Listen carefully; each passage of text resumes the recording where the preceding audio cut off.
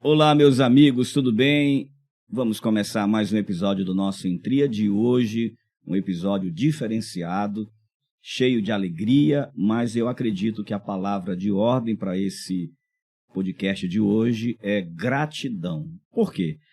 O Intríade está completando um ano que foi ao ar, né, que foi exibido o primeiro episódio, lá no dia, na verdade foi no dia 7 de setembro de 2022, os meus primeiros entrevistados foram dois grandes amigos meus, o meu querido amigo psicólogo, um mestre da psicologia, o Manuel de Cristo, e o meu amigo teólogo, pastor Daniel Rocha. Foram duas pessoas que compuseram aqui a nossa mesa do Intríade para um programa especial. Então, a partir deles vieram os outros, já são 60, mais de 60, um ano, 60 programas, mais de 60 programas, mais de 60 episódios já estão no ar.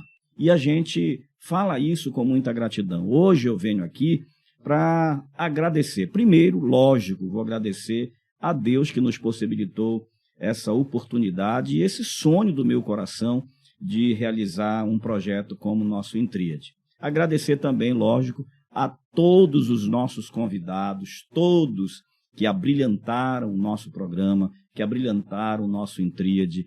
Cada tema foi desenvolvido num bate-papo muito espontâneo, muito bom. Todos os temas, eu não posso tirar nenhum que eu pudesse dizer, eu vou deletar esse porque não foi bom. Foram realmente episódios maravilhosos, com temas extremamente relevantes, e a gente pôde, então, compartilhar com os nossos amigos aí de casa, daqueles que nos assistem, às vezes param um momento lá no quarto e isolam, ficam lá sozinhos para assistir o Intríade. Eu sei de pessoas que fazem exatamente isso.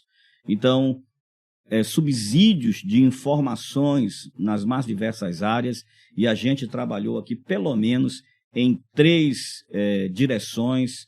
Trabalhamos empreendedorismo, trabalhamos comunicação dentro do tema diversos, música, empreendedorismo, comunicação, administração financeira. Esses temas entraram dentro da categoria diversos. Na categoria teologia, nós tratamos com teólogos e pastores, falando de teologia e falando da vida da igreja do nosso tempo. Na categoria psicologia, saúde mental, nós entrevistamos vários profissionais da saúde mental que trabalharam conosco, que conversaram conosco sobre diversos temas, e a gente vai dar uma relembradazinha nisso tudo, tá bom? Quero também, lógico, não posso deixar de agradecer à equipe que está somando com a gente desde o início, o Jaime, que é o nosso editor, ele vem aqui para fazer a captura das imagens, trabalhar aqui no nosso set de gravação, e depois tem o trabalho de ir lá compor tudo isso, e então exibir o melhor para que você tenha sempre o melhor em casa. O Yuri, nas nossas mídias, trabalhando os cortes, enviando aí para as nossas redes a nossa programação, e o meu querido Nicolai, ali trabalhando com o som e também somando nas ideias de como conduzir o programa. O Raimundo também, que nos assessora, nos dá o apoio aqui muito especial para manter tudo em ordem. Enfim, lógico, não posso deixar de agradecer as meninas que ficam lá embaixo na recepção, a Aline e a Raquel, que recepcionam os nossos convidados até eles chegarem aqui. Fora isso, ainda tem mais, eu preciso fazer uma referência diferenciada para o Yuri, porque o Yuri, lá no início, quando aqui, vocês vão ver algumas imagens, né, de como era isso aqui. Né? Quando a gente resolveu fazer o Intríade, a gente simplesmente chegou aqui num dos ambientes da Escola de Adoradores, estava uma bagunça, tiramos 2 caminhões de entulhos daqui de dentro e começamos a trabalhar dia e noite aqui, nós, eu, Yuri, o Reginaldo, o Joás na época, nos juntamos aqui para trabalhar e fazer o nosso estúdio. Também, lógico, não vou deixar de citar meu amigo Deco, que nos forneceu lá no início também as câmeras para começar a trabalhar, para a gente começar já a gravar os programas. Enfim, há muita gente a quem a gente deve se reportar e relembrar. Minha gratidão, então, a toda a nossa equipe. Eu acho que era bom, depois a gente vai pegar uma imagem deles para vocês conhecerem eles. De vez em quando eles aparecem aqui, né? para vocês realmente conhecerem aí essa equipe especial que trabalha aqui no Intríade. E nós estamos, a minha cabeça sempre vai muito longe. A gente pensa, lógico, num programa que vem para subsidiar, para trazer temas relevantes e para navegar aí nesse oceano de informações que transitam todos os dias nas redes. A gente vem colocando a nossa contribuição com temas que a gente considera especial e relevante. Então, Intríade nasceu há um ano e nasceu primeiro, porque no meu coração eu sempre trabalhei com comunicação. Dei aula de comunicação, ministrei cursos de comunicação, trabalhei em rádio, dirigi rádio durante muito tempo, rádio AM, rádio FM, e chegou uma hora que eu não tive mais tempo, até por conta da nossa Escola de Adoradores, que é um outro grande projeto que a gente tem. A Escola de Adoradores é um centro de formação de ministros de adoração. E o que a gente fez? Dentro da Escola de Adoradores, eu comecei a trabalhar naquelas áreas que eu gosto de trabalhar, como, por exemplo, coloquei o meu próprio consultório como psicólogo dentro da escola, um ambiente onde a gente atende os pacientes, os meus clientes. E aqui agora montamos o nosso estúdio de gravação, onde funciona o nosso Intríade. Então a minha cabeça não para e a gente já tem vários projetos engatinhando e engatilhados aí, para que a gente possa... Engatilhados, está certo? De às vezes eu falo a palavra, está certo, né? Às vezes suja a palavra assim, né? Já está tudo aí no gatilho para a gente começar a lançar. Tem o projeto Ministante, que vai ser um encontro de intelectuais, de pensadores, para conversarmos sobre diversos temas da teologia, da filosofia, temas do pensamento humano, do pensamento cristão, do pensamento filosófico, do pensamento político, do pensamento econômico, enfim, temas diversos serão abordados. São aí viagens que eu estou fazendo que com certeza vão acontecer, porque a minha cabeça funciona dessa forma. Enfim, então nesse um ano de Intríade, a gente pôde encontrar amigos. Eu fiz uma referência ainda há pouco nos nossos primeiros entrevistados, né? O primeiro logo entrevistado foi o Manuel de Cristo, mestre em psicologia.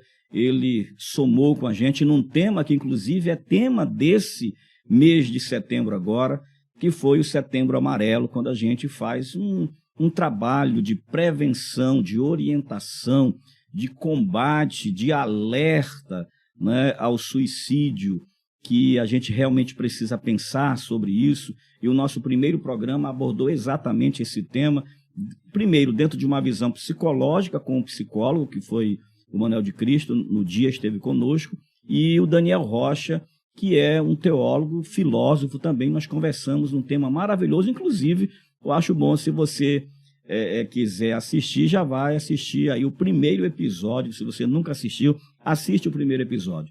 Você vai perceber, lógico, que lá os primeiros programas, os primeiros episódios que foram ao ar, tinha uma qualidade de imagem, de som, e a gente foi construindo, foi melhorando, foi trabalhando, e a gente está em constante trabalho de aperfeiçoamento. Estamos em pleno crescimento. O nosso Intríade não para. Nós estamos o tempo todo trabalhando e pensando no que a gente pode fazer para ficar sempre melhor. E você vai perceber as transformações aqui no cenário, especialmente na produção, né? Tanto no sentido do set aqui de gravação, das imagens, do som, dos papos, das conversas, enfim. Então, fiz referência aos 2 primeiros programas, o meu amigo Manuel de Cristo e o Daniel Rocha, mas depois deles vieram outros psicólogos, psicólogas, amigas minhas, pessoas que trabalharam, na verdade, que estudaram comigo, como a Andréia Fadu. Nós viemos falar aqui sobre ansiedade. Nós tivemos a psicóloga Ninha May, que também foi minha professora na minha graduação em psicologia. Olha só que privilégio eu tive de trazer amigos, de trazer professores que se tornaram meus amigos, de trazer colegas de graduação, como a Jennifer também, que esteve aqui conosco. Enfim, na verdade, é claro que eu não vou conseguir lembrar o nome de todo mundo, eu vou ficar devendo, mas eu acho que eu vou dar um trabalho aqui para essa equipe, para colocar pelo menos aí numa espécie de legenda, né? Vai colocando o nome de todo mundo que já passou por aqui, né? Né, Jaime? Vou te dar essa missão aí. Coloca o nome de todo mundo que já passou por aqui, vai pegar a relação e ali vai ser expressa a nossa gratidão a todos. Quando eu citar qualquer programa que eu lembrar aqui na hora, não é porque é melhor do que o outro, ou um programa é melhor, o outro não, é porque às vezes na hora a gente lembra, são pessoas que vieram e que no momento o programa teve um diferencial, aconteceu alguma coisa que marcou, porque marca a gente também, né? A gente que é o apresentador, a equipe, vai ter os programas que foram excelentes para eles porque atenderam a uma demanda, uma necessidade imediata deles. E eu vou citar alguns. Eu acho que os últimos programas que nós tivemos o programa com o David Reich, né, pastor da Primeira Igreja Batista aqui do Pará, que falou sobre salvação. Foi um programa que rendeu bastante visualização, tratou de um tema muito interessante. Nós pudemos conversar sobre o tema, sobre a salvação, o que é salvação numa perspectiva realmente diferente, inclusive, muito mais do que salvação no sentido de ser livre do inferno, mas salvação no sentido de ser sacado da vida de pecado, enfim. Mas esses temas você vai poder rever aí, graças a Deus, que hoje com as redes sociais, com o YouTube, a gente pode rever programas que a gente gostou e pode ver outra vez, né? Não precisa de um vale a pena ver de novo, a gente mesmo vai fazendo o nosso vale a pena ver de novo, né? E você pode fazer isso. Enfim, mas nós tivemos um programa assim que foi muito especial, muito espiritual, que foi com meu amigo pastor Edmilson Moraes. Que programa maravilhoso foi aquele programa. Pastor Edmilson, pastor da Comunidade Cristã de Belém, foi um programa que a gente falou de ministério, de vida pastoral, de vida de liderança cristã, e foi um programa muito espiritual, muito assim, emocionante, inclusive. A gente vai tentar, assim, colocar alguns trechos aqui, eles vão escolher, não vou nem dar deixa para eles, vão se virar aqui para colocar essas imagens de alguns programas que foram realmente muito maravilhosos, muito bons. Eu acho que um dos programas mais recentes foi com o Maurício, lá do Ver o Açaí. Ele contou a história dele. Teve um momento que ele se emocionou aqui, teve que, né, dar uma respirada, engasgou. Que momento especial. Acho que esse é um momento bom de a gente rever, né? Porque é um empreendedor, um homem de muita ação, mas que quando falou da família, deu uma... né? E aí ele sentiu o quanto é importante a gente lembrar daqueles que estão ao nosso lado, trabalhando para a gente realmente conseguir prosseguir. Enfim, gente, o Intríade tem essa marca, né? Eu vou mais uma vez repetir. A ideia do Intríade, agora eu vou olhar até para cá, para ficar mais, para você até acompanhar ali a nossa logo. Intríade, tríade é três direções, né? A gente tem, por exemplo, na música, a gente tem os acordes, na harmonia nós temos os acordes, que são tríades, são 3 notas. Por exemplo, quando a gente pensa em Dó, o acorde de Dó, a gente junta 3 notas, a tônica, a terça e a quinta. Nesse caso, o Dó, o Mi e o Sol. Quando você toca essas 3 notas juntas, seja no violão, seja no teclado, você está fazendo um acorde de Dó. 3 notas, não é? Isso é uma tríade. E a gente chama a tríade o programa porque tem a ideia de ser realmente uma tríade de temas. Psicologia, teologia e diversos. Dentro dos diversos a gente tem mais do que uma tríade de temas só dentro desse aí, porque tem música, como eu já falei lá no início, tem música, tem administração financeira, tem liderança, tem coach, tem viagem de tudo quanto é jeito dentro desse tema. Então, gente, assim, gratidão é a palavra, como eu falei. Estamos muito gratos por tudo aquilo que temos vivido dentro do Intríade. Muita novidade ainda vai chegar, ainda vai vir. E eu espero que você seja esse parceiro que não só faz companhia para a gente, que não só assiste sempre. Você percebeu que eu ainda falo, né? Faz companhia, isso é coisa de radialista ainda, né? Então, mas é do radialista mesmo aqui. Então, eu gostaria de pedir para você que é parceiro do programa, assiste, manda sempre para alguém, que continue fazendo isso e que se esforce um pouco mais, né? Até, inclusive, mandando sugestões para a gente de temas que a gente pode abordar, você pode mandar aí também as suas críticas, né, para a gente, não tem problema. E o programa ele está acontecendo em função daqueles que vão assistir. Claro que os temas que eu trago têm a ver também com temas que eu gosto de abordar, que eu gosto de conversar, que eu gosto de falar. Mas a nossa intenção é que ele seja útil para quem vai assistir o programa, seja no YouTube, aqueles que vão ouvir no Spotify, enfim. Esse é o Intríade. Eu sou o pastor Ivaldo Costa, sou pastor de uma comunidade chamada Comunidade Altar, sou fundador da Escola de Adoradores, que aqui em Belém é uma referência na área de educação musical para ministros de adoração. Sou psicólogo e atendo em consultório particular. É uma das minhas missões, é atender meus pacientes, é ser útil para a transformação. Eu trabalho em cima de uma missão. Minha missão é desenvolver pessoas. E tudo que eu faço gira em torno desta missão. Acontece a partir desta missão.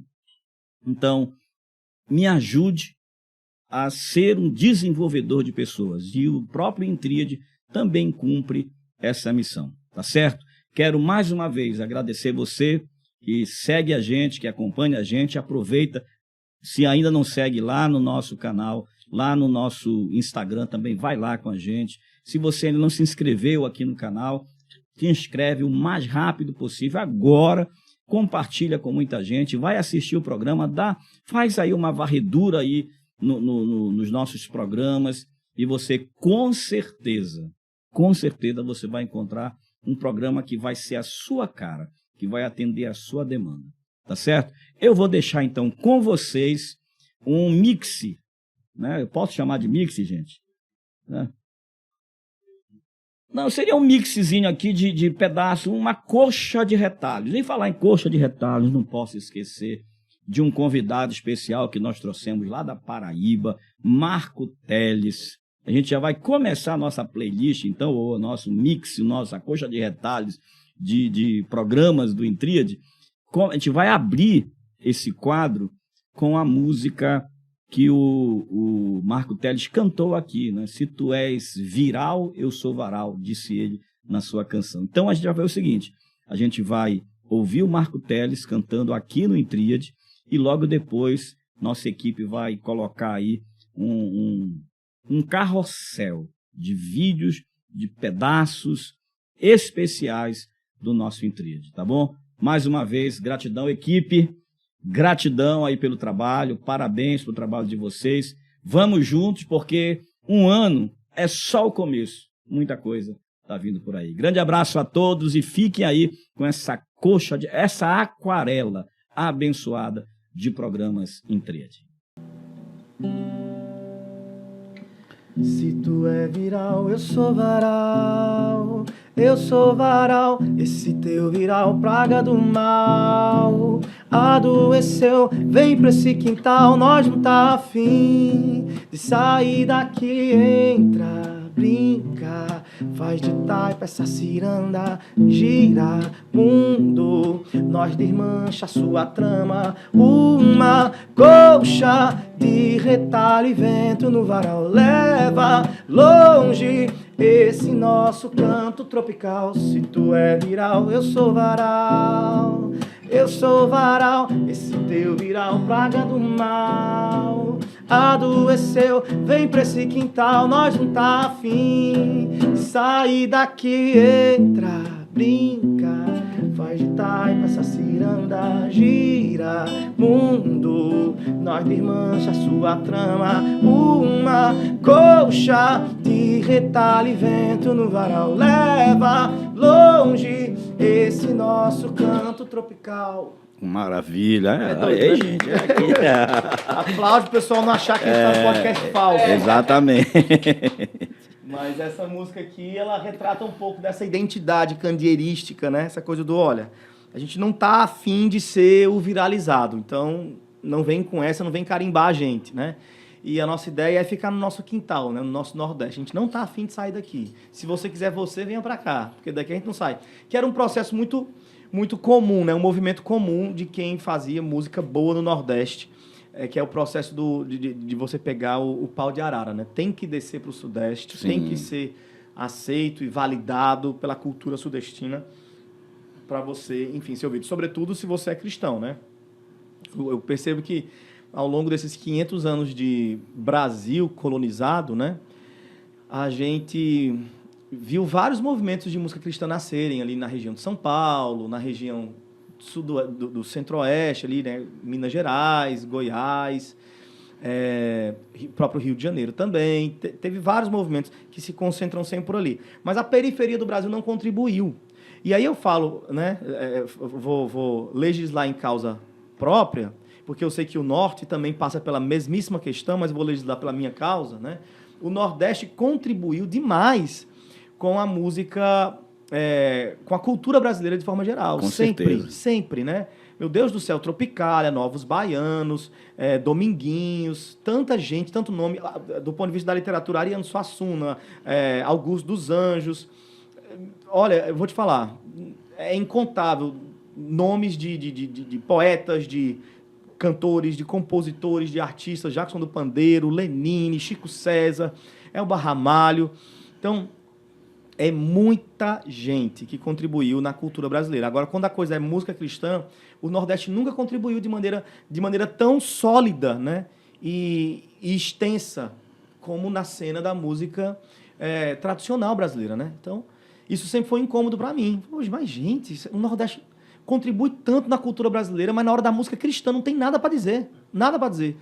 Então, o Coletivo Candeeiro acaba surgindo com essa insatisfação. Falou, peraí, velho, vamos começar a contribuir aqui na nossa cena. E não foi nada megalomaníaco. A gente não pensou assim, seguinte, vamos seguir esse plano aqui. A gente faz isso e isso para que todo mundo do Brasil ouça a gente. Nunca foi megalomaníaco o rolê.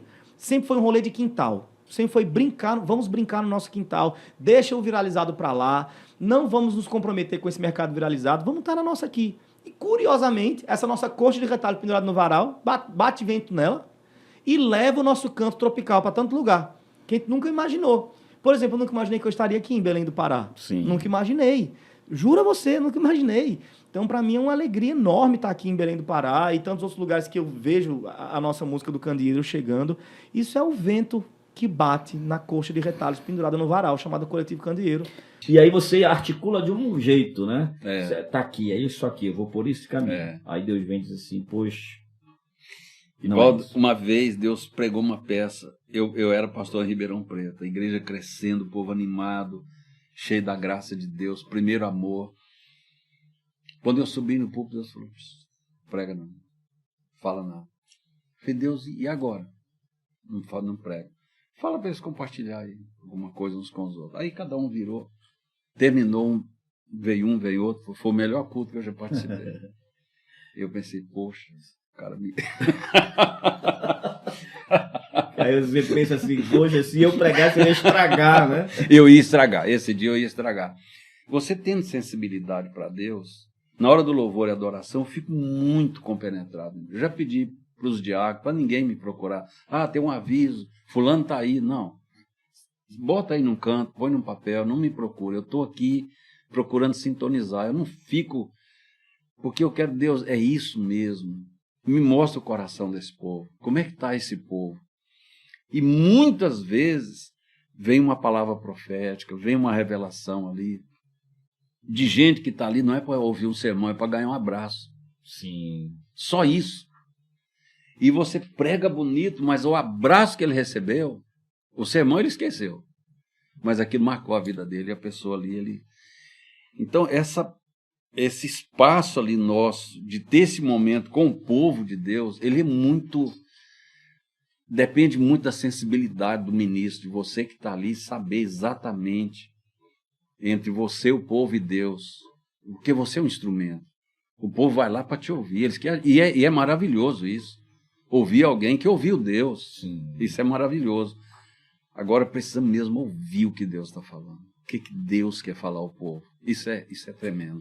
Agora a gente entra para um terreno mais sensível, que me é muito caro, e eu acho que é algo que a igreja precisa muito, que é a oração.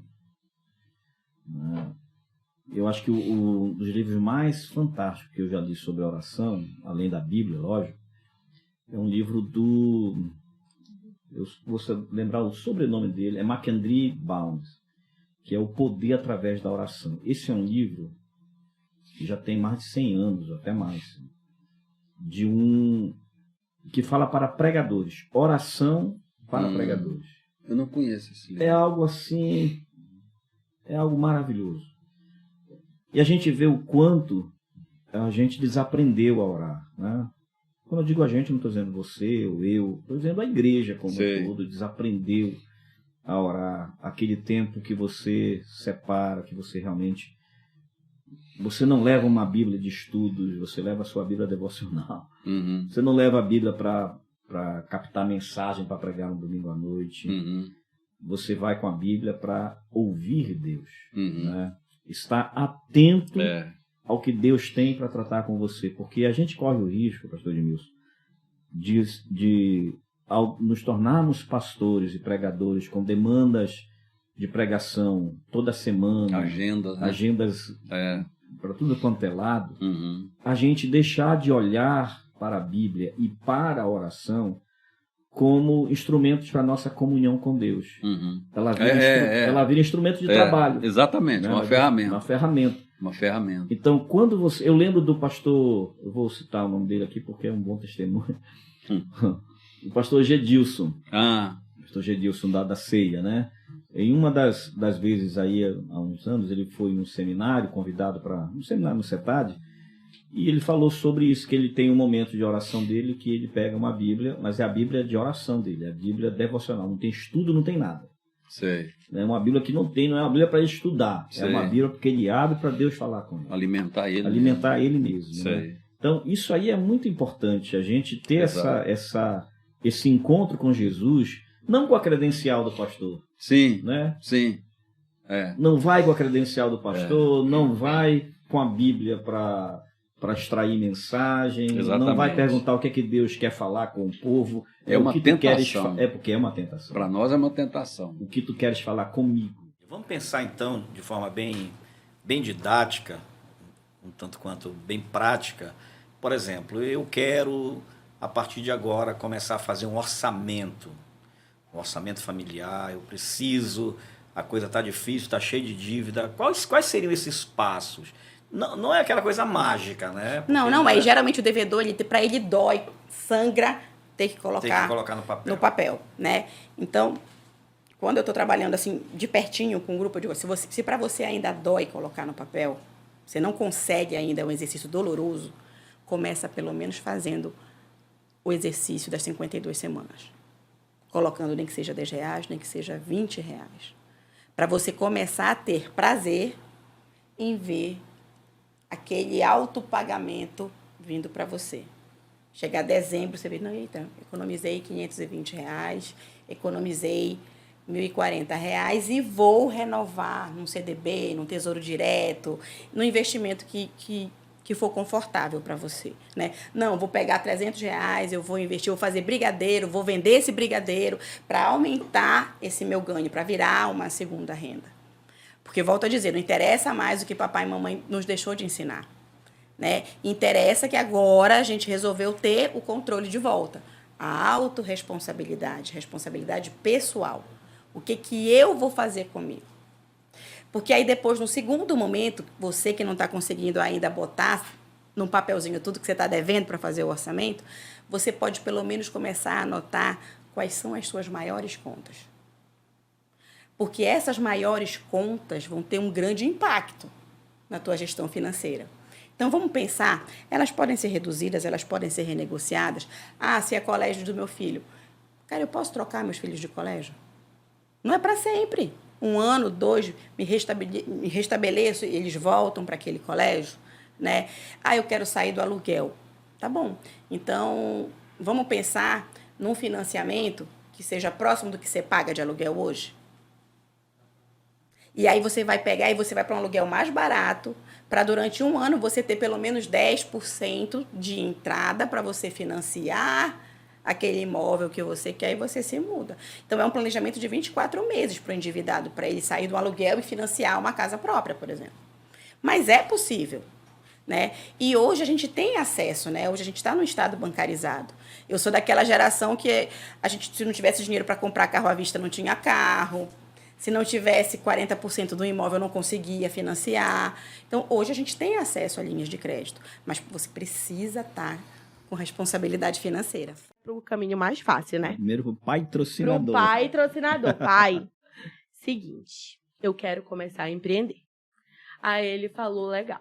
Ele disse, o que você quer fazer? Aí eu disse, eu quero começar a investir, eu quero investir em semijóias, quero começar uma loja de semijóias, eu preciso de R$5.000 emprestado. Aí ele falou assim, ele foi curto e direto.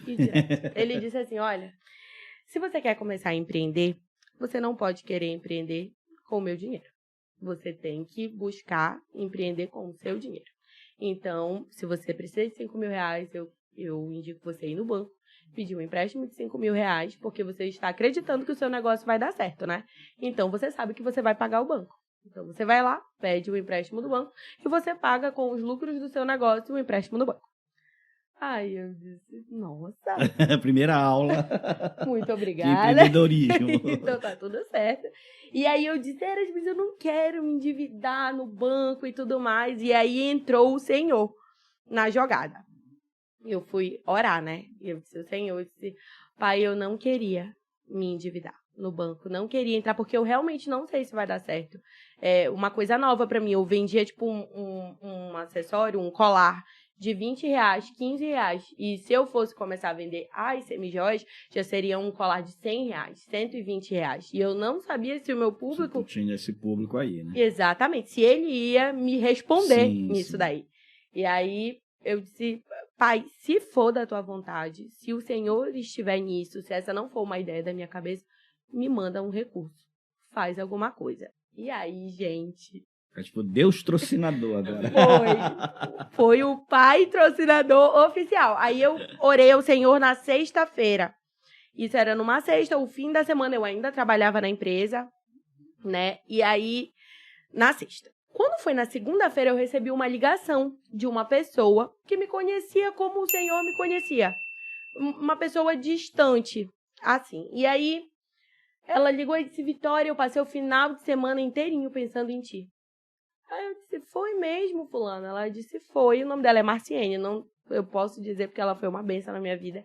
Ela disse assim, Vitória, eu passei o final de semana inteirinho pensando em ti. Tu não tem vontade de começar a vender semijóias? Juro pra vocês. E aí eu disse assim, olha, Márcia, eu tenho vontade. Só que eu não tenho dinheiro para investir nisso agora, é um investimento alto. Para que eu tenha muitas opções para minha cliente, eu não posso investir R$1.000. Porque no Instagram, que era a plataforma que eu queria utilizar para mostrar, eu não podia chegar e mostrar tipo, 2 opções aqui de colares, 2 de brincos. Porque a mulher quer ver variedade, né? Ela quer ver um local vasto ali de opções para ela.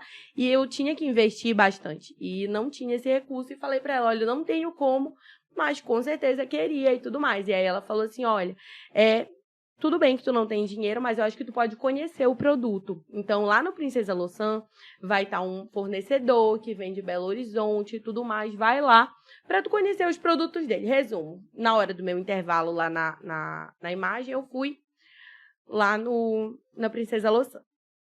Chegando lá, eu olhei uma mesa assim, muitas opções, várias. Ele tirava, depois botava outras. Eu, meu Deus, o que é isso, Senhor? Ai, pai. Aí, olhei e ela disse, e aí, tu gostaste? Aí eu disse, gostei. Ela disse, Vitória, eu vou te falar uma coisa. O Senhor me falou que se eu te abençoar, eu serei muito abençoada. Então, pode escolher tudo que tu quiser que eu vou pagar para ti. Esse personagem tão importante, quando você fala da teologia de Paulo, exatamente o que você quer falar e por onde você começa? E é interessante também, essa é uma pergunta muito pertinente e muito importante, dado em conta que existe muitas teologias de Paulo e existe muitas interpretações e análise em relação em todas as áreas da vida de Paulo. Por isso, quando eu falo sobre Paulo, eu parto de um pressuposto fundamentado, no entanto, sem nenhuma nada que foge à realidade daquilo que eu entendo que a história da igreja, a história, ortodoxia da igreja defende. Por quê? Porque nas leituras da teologia de Paulo você vai encontrar muitas divergências. Muitas pessoas que são teólogos paulinos, no entanto, são caminhos diferentes de analisar Paulo. Então, como é que eu vejo a teologia paulina? Como é que eu interpreto a teologia paulina? Quando, por exemplo, nós temos a nova perspectiva de Paulo, que nós temos um teólogo famosíssimo, hoje é talvez o mais famoso dentro dessa perspectiva, não é ele o precursor, mas é alguém que tem desenvolvido, que é N.T. White, onde a base dele é a nova perspectiva de Paulo, do qual eu conheço, eu leio. No entanto, por exemplo, eu adoto uma posição completamente diferente. Enquanto N.T. White, James Dunn, tantos outros vão interpretar Paulo pelo viés da nova perspectiva, NPP, eu parto do pressuposto da visão ortodoxa da igreja, desde como a igreja viu Paulo do início. Então, eu entendo que para fazer teologia paulina, uma teologia saudável, você tem que partir do pressuposto do entendimento como a igreja viu o apóstolo Paulo. Perfeito. Isso é muito importante. Porque se você começar a fazer, como muitos fazem na teologia paulina, colocar em xeque alguns posicionamentos e algumas visões sobre Paulo, então isso pode dar problemas na sua visão, porque pode distorcer muitas coisas em relação à teologia dele. Dependência emocional dentro do casamento. Tens lidado muito com isso? Muito. Infelizmente. Dependência emocional. O que é dependência emocional, né? Para as pessoas entenderem melhor. É quando você é capaz de passar por cima dos seus valores para poder sustentar, inclusive, uma relação. Porque você prefere sofrer e abrir mão de coisas que são importantíssimas para você do que ficar só. Não é nem ficar com o outro, com aquela pessoa. Sim. É ficar só, muitas vezes, né? E aí, o que falta? Sinceramente, muita autoestima. Tem um histórico aí, né? E quando a gente vai avaliar esse histórico de dependência, de carência afetiva, a gente encontra muito lá atrás rejeição. Sim. Se você foi abandonado, rejeitado, ou, às vezes na família de origem, né? A figura paterna tem uma força absurda na vida das pessoas, a gente sabe disso, dentro da clínica a gente vê muito isso, né? Às vezes você foi abandonado por um pai, por uma mãe, ou às vezes você não foi aceito em grupos, ali na sua adolescência principalmente, você teve dificuldade de se relacionar na adolescência, ou em relacionamentos românticos, você enganou, mentiu, ou você foi a pessoa enganada. Então você vai levar todas essas marcas para dentro do seu relacionamento. O que a rejeição pode trazer? Duas coisas. Fragilidade na autoestima, porque você começa a entender que você não foi uma pessoa boa o suficiente para poder sustentar o amor daquelas pessoas, o que é uma bobagem. Porque, imagina, você é uma criança, seu pai te abandona, não é que você não é bom o suficiente para sustentar o amor daquele pai, daquela mãe, né? Não é sobre você, é sobre aquele pai, aquela mãe. Você não foi aceito num grupo, a pessoa não foi leal a você, não foi fiel a você, né? Não é que você não foi boa para sustentar aquela lealdade, que a relação daquela pessoa com a lealdade é uma relação difícil. Mas as pessoas, elas levam tudo para elas, né? Porque a gente tem no mundo mais pessoas com baixa autoestima do que com alta autoestima. E elas começam a entender que o problema é delas, né? Ou seja, se eu não sou uma pessoa boa o suficiente, ruim com ele ou ela, pior sem ele ou sem ela. Então, se eu não sustentar essa relação, eu não vou mais ficar com ninguém. Eu vou ser uma pessoa sozinha. E aí você começa a aceitar, e aceitar, e aceitar. E num relacionamento, você tem que se posicionar assim, você tem que estabelecer seus limites. Entende? Limite saudável, gente. Limite é algo saudável. Essa pessoa, ela não estabelece limite, porque ela tem medo da perda. Ela acha que estabelecer limites é perder. Sim. Né? E aí ela vai passando por cima dela mesma. Só que essa bomba explode, né? Quando você vai se anulando, ou você vai viver uma vida mais ou menos para sempre, ou tem uma hora que você explode, você não dá conta disso. E a dependência emocional traz essa consequência, assim, sabe? E fora que o outro também perde um pouco a atração. Por que perde um pouco a atração? Por vários motivos, né? Porque o amor próprio, eu sempre falo isso para as pessoas, o que te torna uma pessoa interessante? Você pode se arrumar, você pode sabe, usar a melhor roupa, cuidar do seu visual. Se você não tiver autoconfiança, você não vai brilhar. Não brilha. Já viram aquelas pessoas super arrumadas, super bonitas, você vê que falta alguma coisa ali. E aquelas pessoas que elas nem estão tão arrumadas, mas elas são tão brilhantes, Sim, que elas confiam tanto no perfeito. potencial delas. A autoconfiança atrai. Então, o teu parceiro e a tua parceira vai se sentir conectado quando você tiver essa característica. E o que a autoconfiança comunica? Eu te amo muito, mas olha só, tenho meus limites. Não passe por cima disso aqui. Eu te amo muito, mas sei lá, se você me agredir, se você for desleal, se você me desrespeitar, eu não vou querer estar aqui. Eu te amo muito, mas eu me amo muito também. Exato. Por onde a gente começa quando se fala de salvação? Ok. Eu penso que talvez o maior equívoco do mundo evangélico, eu sou filho, neto e bisneto de batistas. Eu nasci na igreja, estou com 61 anos de idade, vivi a vida inteira dentro da igreja. Eu sempre ouvi e continuo ouvindo que Jesus veio nos salvar do inferno. Aceite Jesus e você então terá um passaporte para ir para o céu, né? Eu vi esta forma de apresentar a salvação toda a minha vida. Mas Jesus não veio primariamente a este mundo para nos salvar do inferno. Jesus veio a este mundo para nos salvar do pecado. A primeira promessa do Novo Testamento, logo no comecinho de Mateus, ali Mateus 1:21, é a seguinte: ele, o anjo falando, ele será chamado Jesus, porque salvará o seu povo, não para levar para o céu, não para livrar do inferno, mas do pecado. Ele salvará o seu povo dos seus pecados. Pastor Hayek, quais são os desdobramentos? Os desdobramentos são descomunais.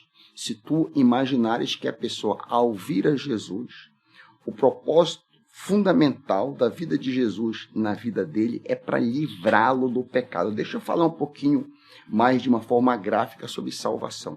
O que é salvação em termos populares? Imagina comigo, Valdo, que tu estás em um barco desse que atravessa o Marajó. Atravessei inúmeras vezes. Baía do Guajará. Isso, naquele Bom Jesus. Sim. Imaginas que alguém cai na água, para aquela altura toda. O marinheiro lá lança uma boia salva-vida e salva a pessoa da água para o navio.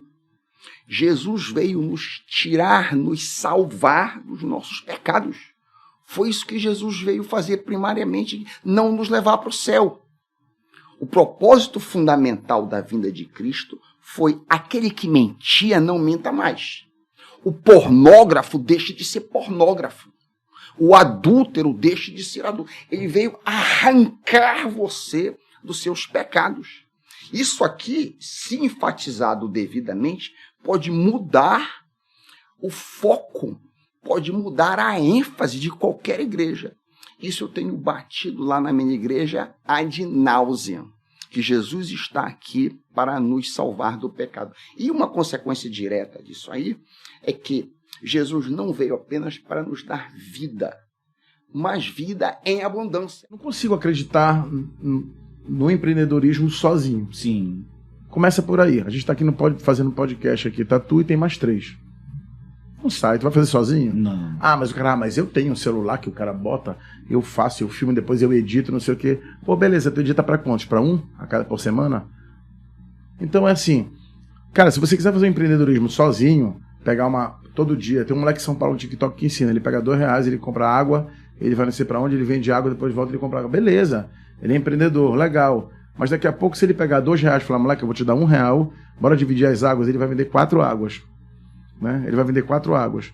Então, assim, ninguém consegue prosperar sozinho. Eu não acredito nisso. Eu não consigo. Por exemplo, o Veraçaí, ele só tá do tamanho que ele tá porque eu tenho uma galera bem embaixo de mim, logo, a primeira linha embaixo de mim, que falou assim, cara, eu vou subir no barco desse doido. Ele tá dizendo aí, ele me prometeu, ele já cumpriu a primeira, ele já cumpriu a segunda, eu vou meter a cara. E os caras estão comigo até hoje. Né? E eu também não posso ir embora dessa terra, eu fico imaginando assim, cara, o cara tá do meu lado, o cara trabalha mas assim, feito dono, sabe? A outra, eu acordo de madrugada. Sandra tá comigo há 18 anos. Sandra, cara, eu preciso do negócio, Sandra, que a gente não viu ontem. Ela, chefe, peraí que eu vou acordar, vou abrir o computador. Sandra, quer dizer, não é mais uma relação de CLT, eu falo, e eu tenho um compromisso, cara, com eles, de fazer por eles, porque eles fazem por mim. Sim. E eu tenho isso, cara, com todo mundo que tá do meu lado. Agora, o cara não faz e quer ter. Não dá. Não dá. Eu tenho uma regra que é, tua mão tá com as sementes, você pode escolher o que você vai plantar, mas você é obrigado a colher o que você plantou. Sim. Então eu digo para você, cara, pega as suas sementes e joga as suas sementes no chão e colham. Eu vou ajudar vocês, como me ajudaram. Mas definitivamente precisa de equipe. Não existe nada sem equipe, sem gente. E existe uma equipe que talvez seja a tua grande base, que você já citou aqui também, que é a tua família. Ah, muito. Já falou da patroa várias vezes. Ela tá me olhando, vai me enxergar aqui. Não tem nem como, cara. É assim, engraçado falar, sabe?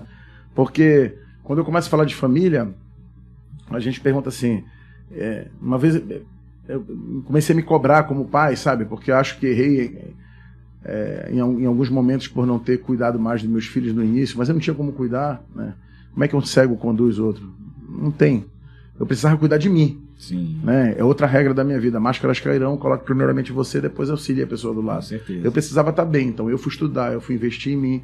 E depois eu comecei a investir neles. Né? Então, hoje eu invisto muito nos meus filhos, muito, bora, cara, dá a volta por cima. Mas a minha base é minha família, cara. Minha base não tem. Eu falei, a minha esposa me conhece mais do que eu mesmo. Que eu minto pra ela, quando eu quero mentir, ela fala assim, não, tu não é assim. Tu não, olha pra mim. Aí eu olho, eu não consigo mentir pra ela.